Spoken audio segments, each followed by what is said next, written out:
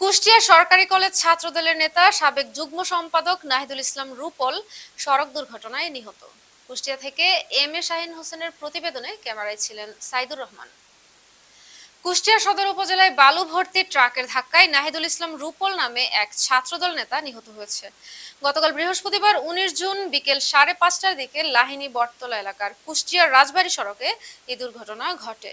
নিহত নাহিদুল ইসলাম কুষ্টিয়া শহরের ডাক্তার আবুল কাশেম আইয়ুব ইসলামের ছেলে। তিনি কুষ্টিয়া সরকারি কলেজ ছাত্রদল শাখার সাবেক যুগ্ম সম্পাদক ছিলেন।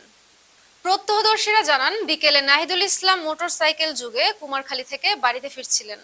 পথে লাহিনী বটতলা স্থানে পৌঁছালে পিছন থেকে আসা একটি বালু বোঝাই ট্রাক মোটরসাইকেলকে ধাক্কা দেয়। এতে রাস্তায় ছিটকে পড়ে ট্রাকের চাকায় পিষ্ট হয়ে ঘটনাস্থলে তিনি মারা যান। এ সময় চালক ও সহযোগী ট্রাক ফেলে রেখে পালিয়ে যায়। নাহিদুল ইসলামের মৃত্যুর খবর ছড়িয়ে পড়লে কুষ্টিয়া জেলা বিএনপির আহ্বায়ক কুতুবুদ্দিন আহমেদ ও সদস্য সচিব প্রকৌশলী জাকির হোসেন সরকার সহ বিএনপির অঙ্গ ও সহযোগী সংগঠনের নেতাকর্মীরা ঘটনাস্থলে আসেন।